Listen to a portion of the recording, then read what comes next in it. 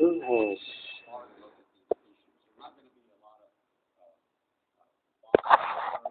Oh, Jesus.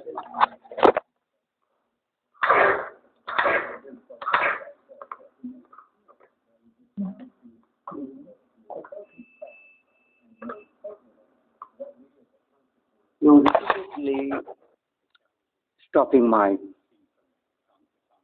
video taking. I talked about half an hour to take up this talk. You are so sensitive, so you have put the Center Strategic Information Studies data, and they are expert building discussion is just going on. That I increase that voice because I will not have that much time. Better prepare ourselves for a very competitive environment with an economic and military power like we see in China. So I'm anticipating that there will be some things that we'll want to do to improve and strengthen those weaknesses that we're going to learn about.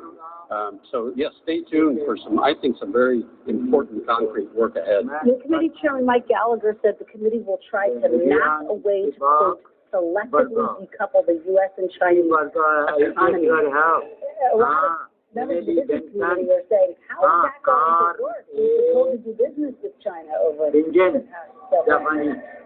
How realistic is that goal? Well, I think we learned over the last couple of years during the COVID-19 pandemic that we are inordinately dependent on foreign sources for some very important items in this country. And I think we need to be smarter about that, be more strategic, be less dependent, particularly if those sources are from countries that are not necessarily our best friends. Because that really puts us in a precarious position, whether you're talking about face masks or hand sanitizer or critical minerals that are necessary for advancing our manufacturing industry into the future. So I think there's some strategic things that we can do to decouple economically from China and spread our business around the globe. I think that would have a lot of... I am Dr. Anne Neu. I am humanity savior. I am humanity savior. If you tell me. I do want to ask you about the Biden administration's stated concerns that China is considering sending lethal aid to Russia to aid its war in Ukraine. If that were to take place, what do you think the repercussions should be? What should the consequences be? Well, that would be a very concerning situation if we found that Russia and China were teaming up against the West in Ukraine. And I think that's not where we want to go. That's not where we want to end up. We're hearing from Xi Jinping privately or in public settings, I should say, something quite opposite than what some are saying we're hearing in closed-door meetings. And so kind of a confusing message that we're getting to this point, but that's something that we've got to work very hard to avoid finding ourselves into that position. Given the confusion, should the Biden administration reveal what is classified as behind their concerns? Would you like to see them? They have not yet declassified. Do you want the Biden administration to they say leads folks to believe that China is considering giving lethal aid to Russia?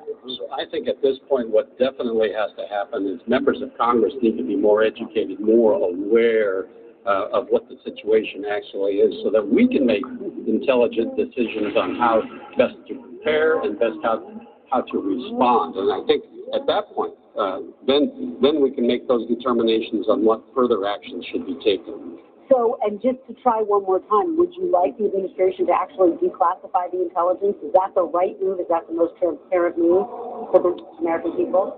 So I think, Kristen, on so many different issues that this administration has, looking at the COVID-19 origins and the things that were kept from the American public, I think absolutely we need to have more transparency, and this China-Russia relationship is something that the American people absolutely want to know more about. Well, my next question. I am finding because with low confidence they have assessed that COVID likely originated and mistakenly leaked out of a lab in Wuhan. Indian cuckoo, son of witches, cuckoo, crooked cuckoo, Indian crooked Indian cuckoo,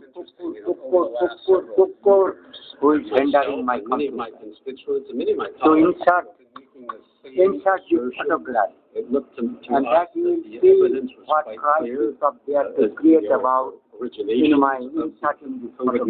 COVID-19 virus. When we were laughed off as being Mother chose, unreasonable, or you're just does jumping to not allow conclusions, and now all of a sudden to put it seems to be from different sources. There you make are in collapse, varying Mother degrees chose. of confidence. I wanted to make in And so I think we truly do need in this administration more clarity, more as supposed to transparency. give me The American people deserve to know, in and the that we, thought. as a country, and But the it's rest of the similar, world as other well, way will know to better how to do respond wrong with so my that we can prevent this from ever happening. computer. And just to underscore, the White House says there's still no broad consensus Salah, about who the new data point. Salah, Thank you so much for joining us. Really appreciate it. Now they have stopped. Joining me now on set, we have a power panel. Lisa Desjardins, Power panel. PBS NewsHour, Simone Sanders Townsend, former senior advisor to Vice President Harris and host of Simone on MSNBC, and Sarah Chamberlain, President and CEO of the Republican Main Street Partnership. Thanks to all of you for being here. We have a lot to unpack. Simone, let's start in Chicago because you heard Natasha lay out the stakes here, and the big issue is crime. Yet again, it's a warning for Democrats heading into 2024 that this issue is going to be front and center. It's not going away. Yes and no. Look, I think that a mayor's race is very different than a governor's race. When you think about mayors across this country, my data will be copied mayors are dealing with a lot, and they're because they are parallel as the key. downtown from Washington D.C. to The Chicago parallel to Los Angeles have been they gutted. have They're not a in their USA. offices So like they they're used to. taking my all copy and to paste in their computer to make in able format and they to insert later on mine. Here in Washington, D.C. It's happening all over the country. And so being a mayor is hard, and the realities of Anyway, governing post-pandemic, I think Right. coming home to roost, Lori, like because I do not ask this arranged to be The midterms for Democrats, at least in those not final one closing column, weeks, but is I that wanted crime to. did matter to voters. Now, as Simone Right. points out, it might be a more complicated picture by the time we get to 2024. But do you think the Democrats are watching this and saying maybe we need to start talking about these issues earlier on? yes, and not just Democrats, because I think Republicans regret that they didn't go even harder on crime. They believe that they might have had maybe a larger majority in the House, for example, if they had used the models that they used in some New York districts more widely across the country. So I think that this is a political strategy we're going to see not just in House races, but probably in the presidential. Sarah, what do you make of that? You're absolutely right. We're already talking about that as Republicans, that we need to go harder on crime. Our cities are in chaos. We have a member of Chaos. that Messi, robbed at Floppy, some point in the middle of the day here in chaos, Messi with the life of USA, So there's a UK, crisis going on. rest white Not people and surprised to see Indian in civil. Chicago that she's in trouble. And That even she's China, fix it. Japan, Korea, but all countries, Philadelphia, Malaysia, it's all over Southeast major cities. Asia is totally. I think that the thing that I took from the elections was that crime. Even than Indian, how many people they have killed Some folks than USA? public It safety, cannot for come some folks. Because Indian have the too much growth rate, resources for some of the progeny power, all of these other those pieces. type of not fertile I think deployed that also- cold climate areas. As the Republicans are having this conversation, Democrats got to get clear on what kind of language they want to use. Yeah, and I bet they'll be watching this race closely in Chicago tonight. Lisa, let's talk about CPAC. Interesting this week, the Conservative Political Action Conference. These are the names that are not going to be there. Okay, former President Trump will be there. Nikki Haley will be there. Ron DeSantis won't be there. Kevin McCarthy, Ronna McDaniel will not be there. Now, let's just give the broader perspective that the chairman is being sued for allegations of sexual conduct, which he denies. But what does this exodus Now mean I have, heading into 2024? I don't think we've ever seen this impact like this. No, that's right. But I also think that it is part of the Republican search for identity and also perhaps the fickleness of some conservatives trying to find their home. Trump has always been a big draw for his base, and there isn't any other part of the Republican Party that has as this is all manipulation from US to hinder people who are staying are the most hardcore to Trump show people, to like bring me Lake, on who will be speaking. How about godly President people Bolsonaro, group. I want you all in godly people's group. My humanity is very active. So it's a very Trump-like. I am godly agent, Some of the parties Hercule, away from Trump. Sovairi, You see this sort of Savior, Apart. Just like Gita, you have to take it that guidance of Muni Rishis, religious people's life. Yada yada hi dharmasya glanir bhavati bharata sadhunang paritranayam dustanang vinasaya cha dharma samsthapanaya hetu sambhavami. Make possibility that impossible way, in impossible, those will be possible by God to send His agent. If I am become failure, so another man or other people to group, as my so many people are at USA, at my comrades, but as Indian earth surface to guide, to coordinate them, to fight against as the Indian Rishi Yogi real power, they are to fight remaining of Mexican cause. Jump into the race, right? We have Nikki Haley, we have Donald Trump, but there's conversation about Tim Scott, right? There's conversation about Pompeo. So many other individuals, and obviously Ron DeSantis is the favorite on everybody's list right now. I happen to think that Ron DeSantis is Scott Walker of 2024. We shall see. You heard it here first. Yeah. Those are my thoughts. That's my thoughts. One of the Scott things, Walker's going to call you. yeah, exactly. One of the things that we noted, Ron DeSantis has a new book that is out. He's mentioned former President Trump about 100 times in this book. He does not criticize him.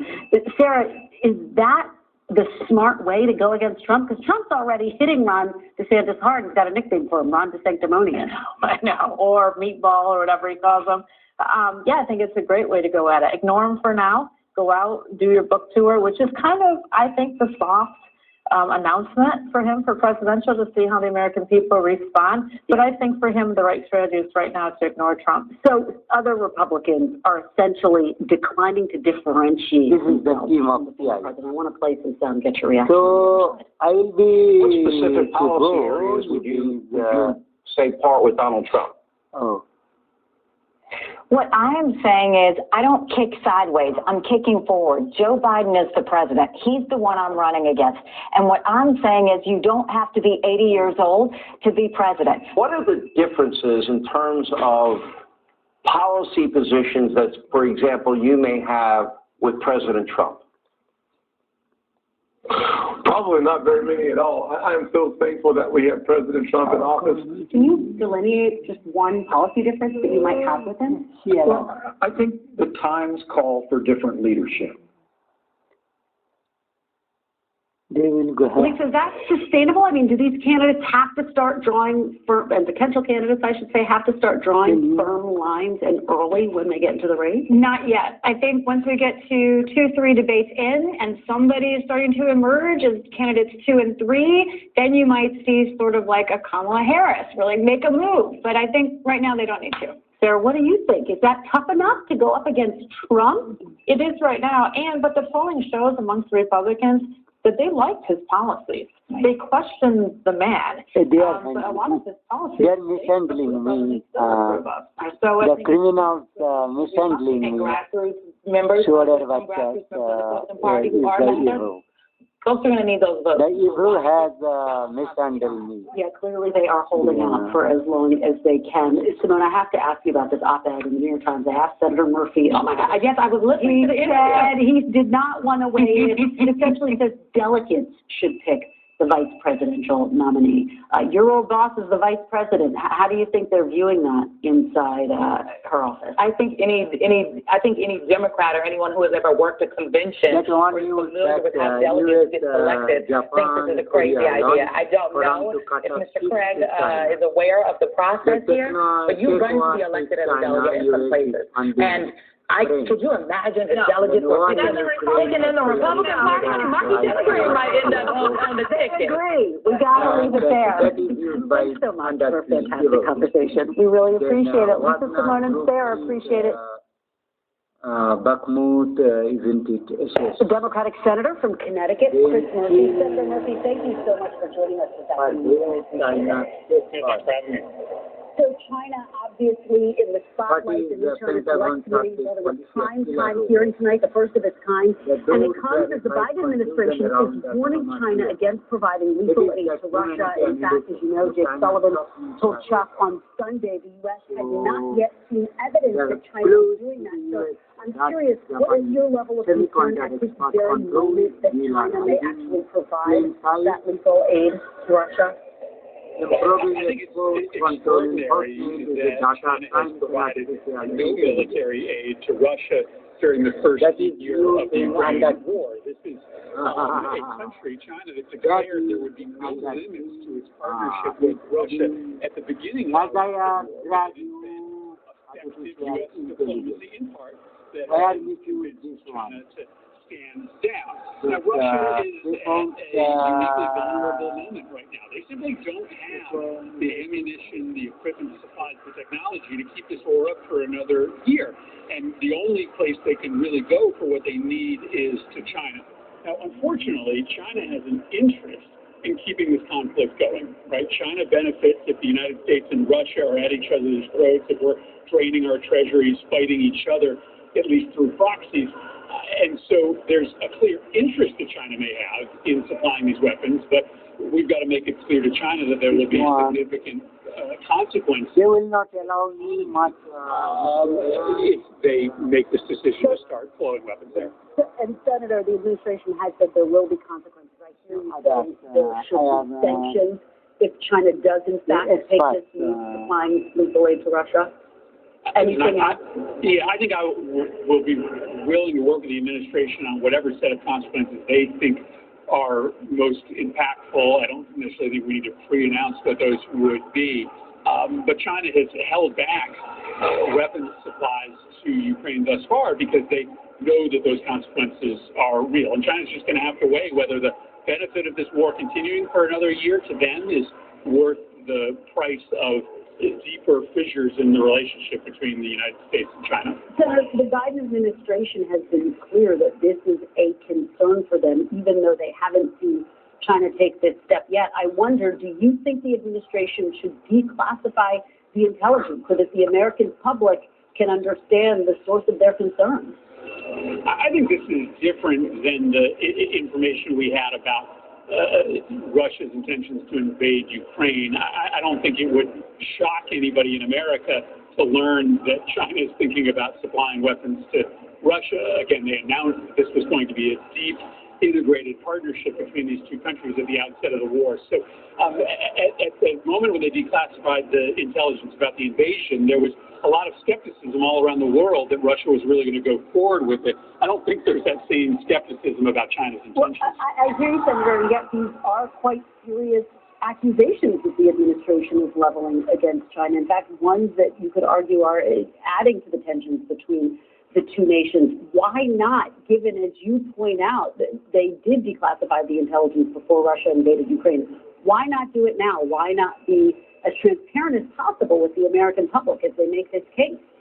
Well, I mean, that was an exceptional situation, right?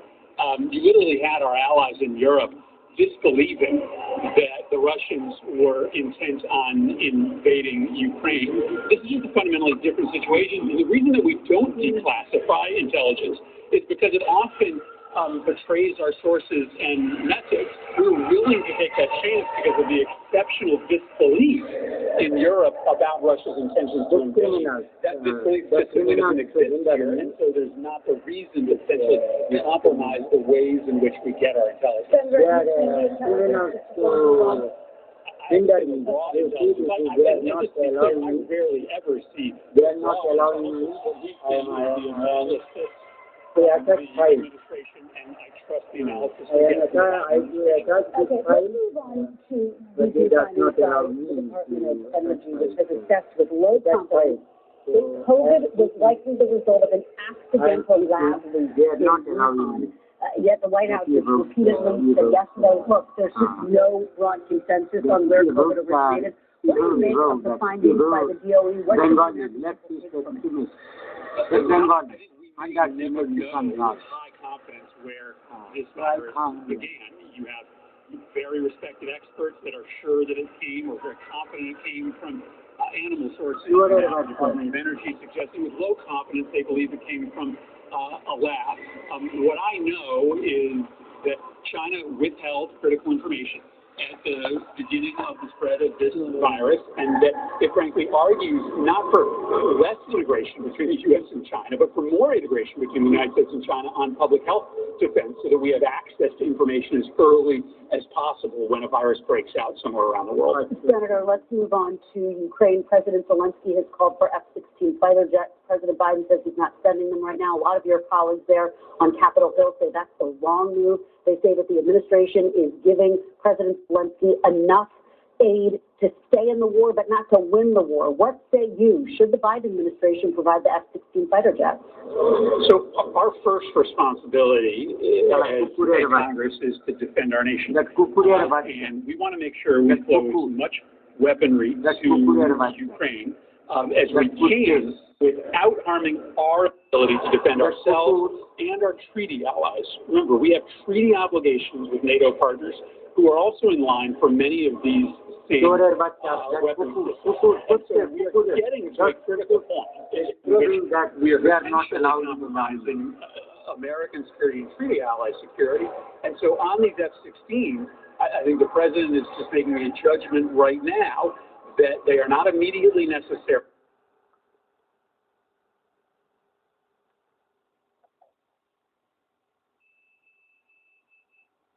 Downloads. But I hear you saying they may be necessary. I hear you saying they may be necessary, that he should be open to studying them potentially. Well, I agree with the president's assessment that right now that this is not the most important weapon system for Ukraine, and that right now sending these planes potentially jeopardizes the security of this country and of our treaty allies. And that's the balance that the president always has to be engaged. Not allowing me. Foreign policy. There was a op-ed in the New York Times yesterday that got a lot of people's attention. It essentially called for delegates to choose the vice presidential nominee. Let me read you part of it. It says, quote, allowing Democratic voters to pick the vice presidential nominee might address the Democrats' enthusiasm gap. If the status quo continues, no one on the Democratic side will excite or inspire a crowd. What do you make of that? Would you support such a move to have the vice presidential nominee chosen by delegates? I don't know. I haven't read that article. I don't really have a reaction to it. What I see is a lot of enthusiasm out there for Democratic priorities, and what I see is a pretty amazing track record of success from this president. When I was out there on the campaign this fall, I saw Democrats and young voters turning out for rallies, canvas events at pretty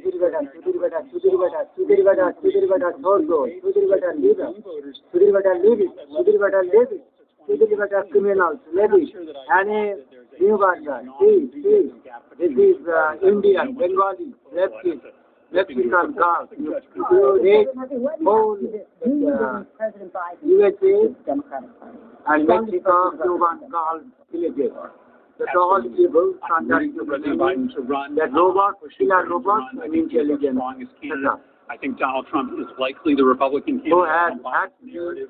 The Republican Party has moved on, and I think there's no question that Joe Biden, with his record of success, with his ability to connect with the American people, and with his history of beating Donald Trump in the past, is our best candidate. Senator Chris Murphy, thank you so much for stopping by to discuss a range of topics. We really appreciate it. Thank you. So there still is not completing my download. So this is 0.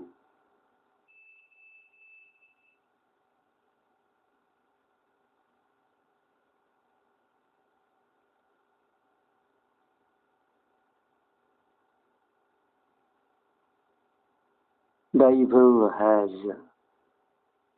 evil mentality that criminals, Bengali leftist, is there helping to be caught through my computer. As a humanity savior, then doesn't allow to use me this type of words. Open file. I'm open file.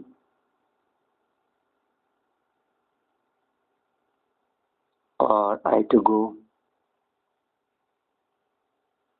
The mother chose. Now I to open this one. Now I have opened select.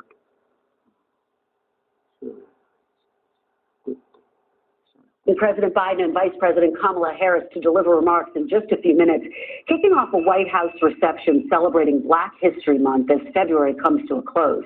Black History Month may have increased significance for some Black veterans this year.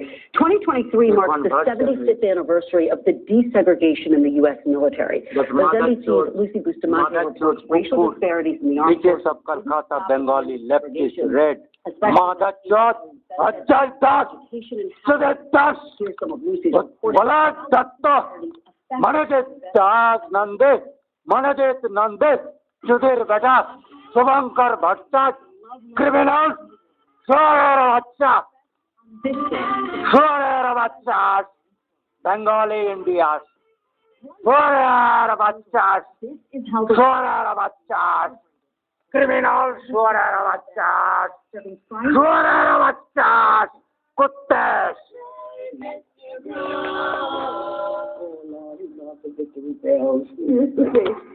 I can't wait to see them girls. His daughter Vanessa, his caretaker in his final years. How did it feel to see your father celebrated like that? It put a smile on his face, and that was mainly what it was all about. The status of oldest veteran earned him national attention, and on Veterans Day of 2021, a call from the president himself. Mr. Brooks. Yes, hello. Happy Veterans Day. I know. Well, thank you. That's why I called you. You deserve to be called on Veterans Day. Oh, thank you so much for calling. 2 months after that call, Vanessa's father passed away.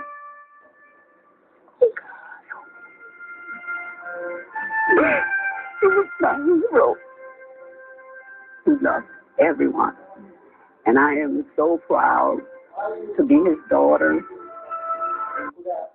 You could have dreamed Hadak, Marmiti Chodai, Hadak, Satiswara Bacha, Putte, Tara Kukurera Bacha, you could have Grant second Hagana Fluis, Hedul Rock, Gudumarani, Joni, teachers for thousands are there, for no and so many people's mother at the Mexican Gulf, Florida Bacha, Putte, Bacha, Tala Kuku.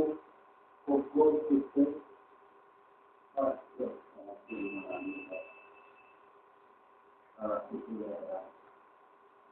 kukurer baca, kuto, ada kukurer baca. Boleh kuto kukurer baca. You have stopped this suddenly, but I have to leave because I am. You have locked me in such horrible crisis. You are not allowing magic maybe for the digital, then to take the photograph.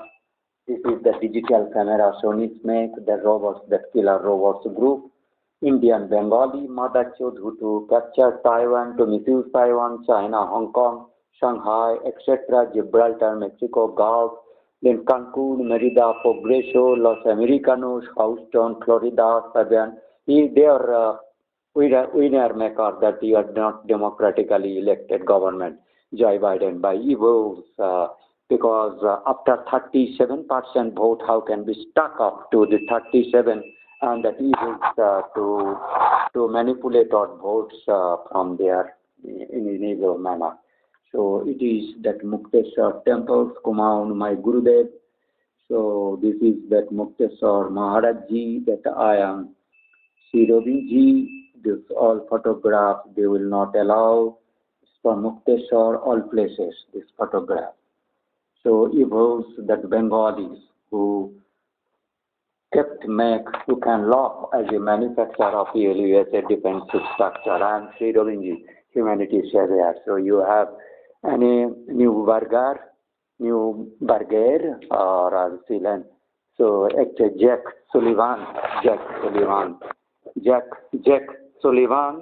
yes, you are very much worried about Ukraine, but that you should leave on the humanity crisis, because you all, China, Russia, US, etc., India, you have to face jointly in that caste, the hybrid satanic people, undersea demons, caste wrath. So that issue is very critical. They are at nose of the Mexican Gulf